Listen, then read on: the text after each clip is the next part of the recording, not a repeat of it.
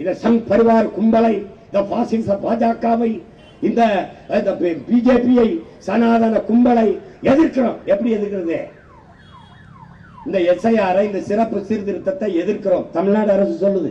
ஐயா ஸ்டாலின் சொல்றாங்க, அனைத்து கட்சியை கூட்டுறாங்க, ஆர்ப்பாட்டம் நடத்துறாங்க. ஒரு அறிவிப்பு வருது, ஐயா அப்படி பிடிச்சுக்கிட்டு இருக்காரு. அவசர உதவி ஆலோசனை பெற இந்த எண்ணுக்கு தொடர்பு கொள்ளுங்கள்.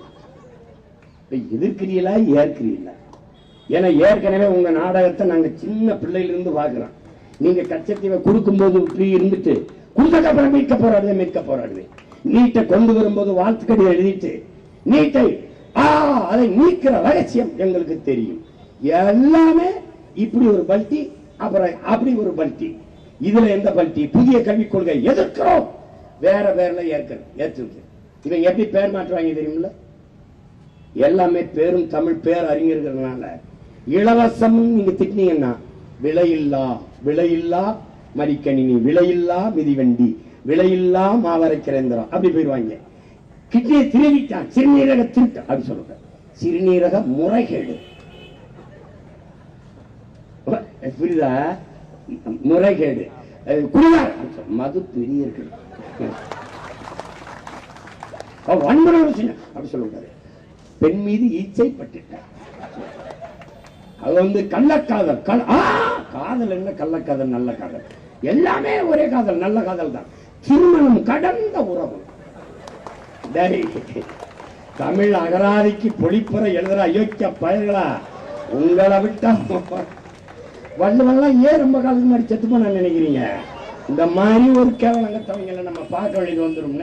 ஒண்ணுக்கும் எங்க அம்மா நிர்மலா, நம்ம அம்மா நிர்மலா, இந்த அவன் வந்து விஜய் மல்லையா, இந்த இருக்காங்க, இந்த நீரவ் மோடி, இவங்க எல்லாம் 10,000 கோடி 9,000 கோடி 11,000 கோடிய எடுத்துட்டு ஓடிட்டாங்க. அப்படி சொல்லக்கூடாது, திருடிட்டார்கள் சொல்லக்கூடாது. முதலீடு செய்து தோற்று போனவர்கள்.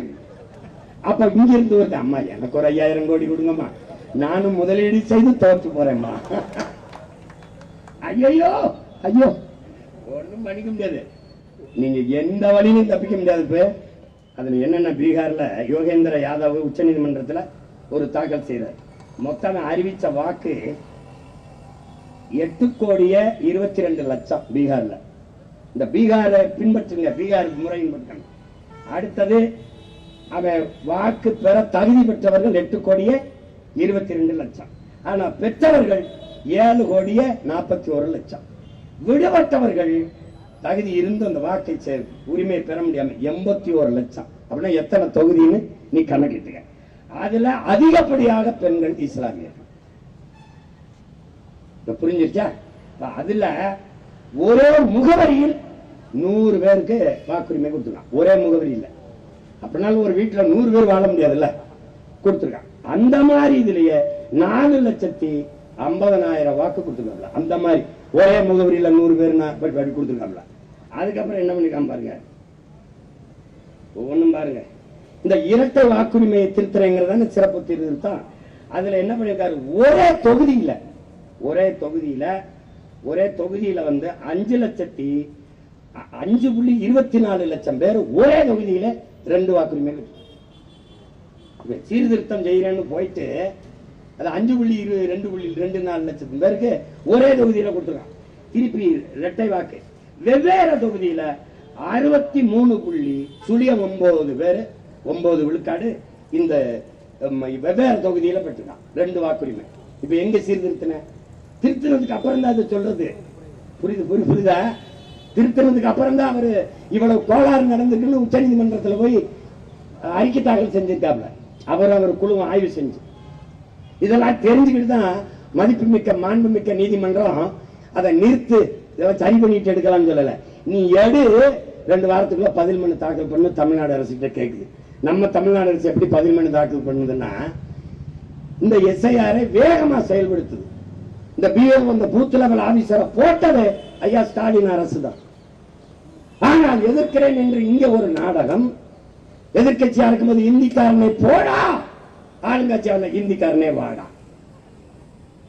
இந்த பீகாரில் 65 லட்சம் பேர் அல்லது 1.5 கோடி பேருக்கு வாக்குரிமை கொடுப்பதில் திராவிட முன்னேற்ற கழகத்திற்கோ அதிமுகவுக்கோ ஒரு பிரச்சனையும் இருக்க முடியாது. ஏனென்றால் அவன் கூலிக்கு வந்தவன், வாக்குக்கு 1000-500 கொடுத்தால் வாக்கை போட்டு விடுவார். அது ஒன்றும் பிரச்சனை கிடையாது.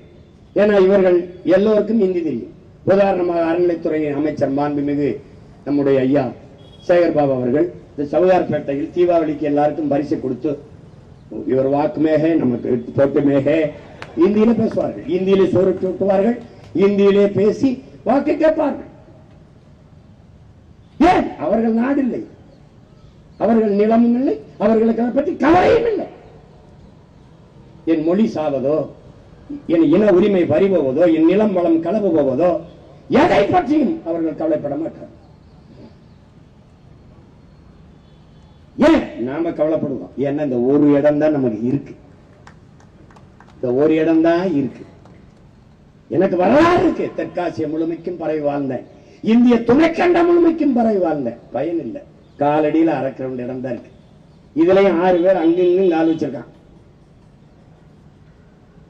இப்ப இந்த கால்களை அப்புறப்படுத்தலைன்னா நிக்க இடம் இல்லாம போயிடும். இருக்க இடமற்றவன் அனைத்துலகம் பேச அருகதையற்றவன். உன் இடத்தினை உறுதி செய், உன் இனத்தை முன்னிறுத்து. இருக்க இடமற்றவன் அனைத்துலகம் பேச அருகதையற்றவன். சும்மா நிக்க இடம் இல்லாம அமெரிக்க ஏகாதிபத்தியமே நிக்கிற இடம் ஒண்ணுது இல்லைங்கப்பா. எதையாவது என் தம்பி சொல்ற மாதிரி கோயம்புத்தூர்ல போய் அந்த வட இந்தியர்கள் கடை வச்சிருக்க இடத்துல நீ பேச்சு கேட்கும்போது தமிழ்நாடு வந்தா வேலை கொடுப்போம், வேலை கொடுப்போம் சொல்றேன் இல்லையா? சேலத்துல மளிகை கடை தேநீர் கடை வச்சிருக்க முழுக்க ராஜஸ்தானி. நான் சொல்றது உனக்கு இப்ப புரியாது. நான் போதிக்கும் போது எது ஒன்றும் உனக்கு புரியாது, பாதிக்கும் போது புரியும் உனக்கு. நீ ரொம்ப நாள் நடக்காது தம்பி. இந்த தேர்தல் இவன் போட்டு இந்த எஸ்ஐஆர் மட்டும் செயல்படுத்திட்டான், 29 தேர்தல்ல அவன் தீர்மானிப்பான். நீ ஒண்ணு தள்ளி விடுவான், ஓட்டு போடான்ட்டுவான். இது இந்தி பேசுற இன்னொரு மாநிலமாகும். நமக்கிட்ட இருக்கிற பிரச்சனைகளை நீங்க புரிஞ்சுக்கணும். 8 கோடி தமிழர்கள், 1.5 கோடி வன்னியர், 1 கோடி கன்னடர், கவுண்டர், 1 கோடி தெலுங்கு தேவர் எல்லாம் பேசுவோம். எத்தனை கோடி நீ இருந்தாலும் வன்னியர் 1.5 கோடியா? வன்னியனா நிக்க மாட்டா. ஒன்னா கவுண்டர் 1.5 கோடியா? ஒன்னா நிக்க மாட்டாய். முக்குளத்தூர் கல்லர் மரவர் அகமுடையரா? நிக்க மாட்டாய். மரவனை நிறுத்தின அகமுடையர் போட மாட்டாய், கல்லனை நிறுத்தின மரவன் போட மாட்டாய். பழையரா ஒன்றாக மாட்டாய். நீ சாதியாகவும் ஒன்னா நிக்க மாட்டாய், நீ மொழி இனமாகவும் நிக்க மாட்டாய். எப்படி உனக்கு வலிமை வரும்? ஆனால் அவன் 1.5 கோடி வட இந்தியன் என்றால் நீ தமிழ் என்று ஒரே மொழியில் ஒன்றாகவில்லை, அவன் இந்தி என்று ஒரே மொழியில் ஒன்னா நின்றுவான். நீ நான் சொல்றதை நீ நம்பல, நிக்கிறானா இல்லையா பொறுத்திருந்து நிப்பான். அப்போது பெருத்த லார்ஜஸ்ட் கம்யூனிட்டி நார்த் இந்தியன் இந்திக்காரன் வந்துருவான்.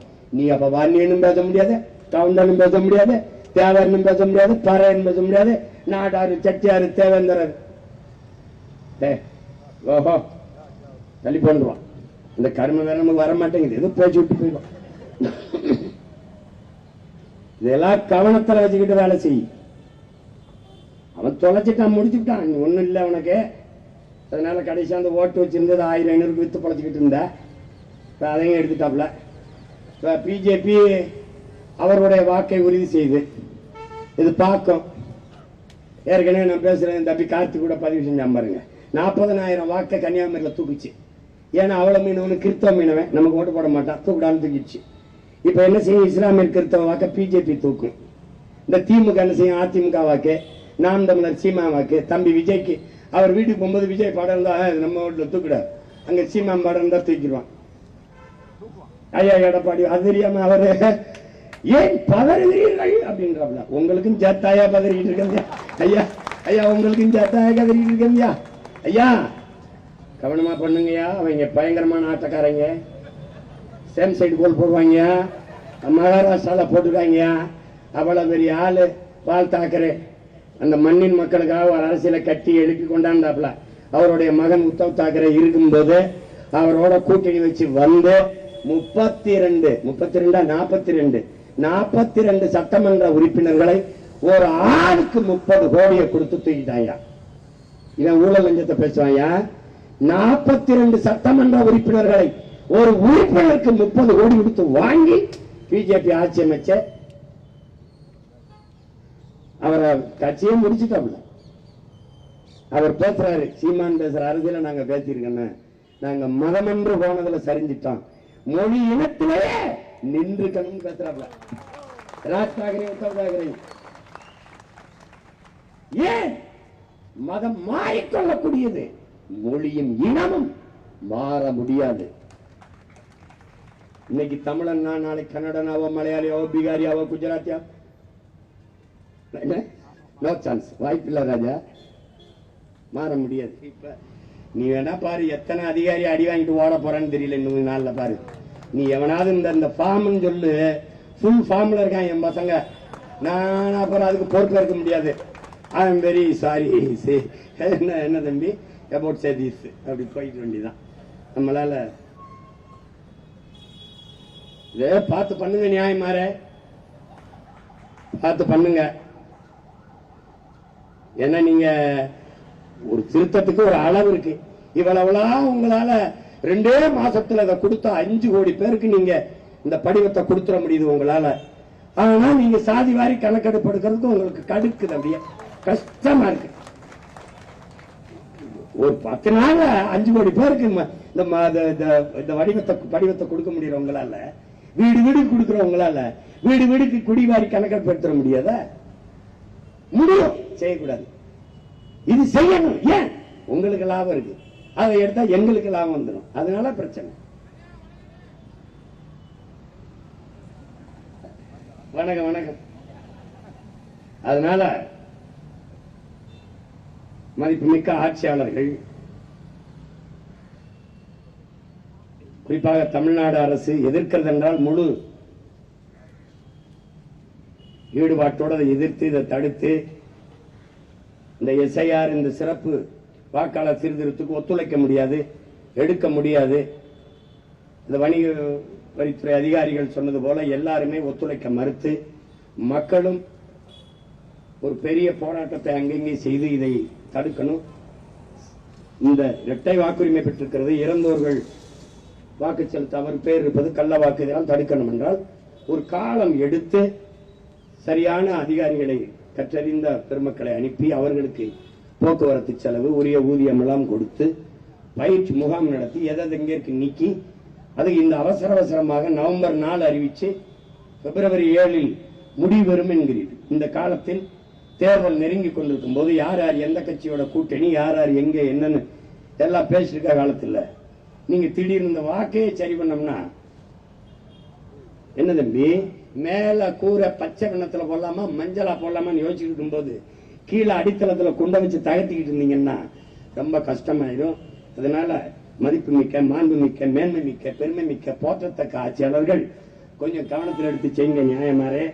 இல்லைன்னா எங்களுக்கு இந்த தேர்தல் போட்டிட்டுலாம் போச்சுன்ட்டு தெருவா இறங்கி ஒரு பய ஓட்டு போட முடியாது, நீ எவன் நிக்க முடியாது. பெரிய சிக்கலாய் போரும் பாத்துக்க. ஒழுங்கா அதை கைவிட்டுட்டு தேர்தலுக்கு அப்புறம் 29 தேர்தலுக்கு இடையில இந்த சிறப்பு செருப்பு திருத்தத்துல அப்புறம் வச்சுக்க. புரியுதா? அன்பா சொல்லும் போது கேட்டுக்க. நன்றி, வணக்கம்.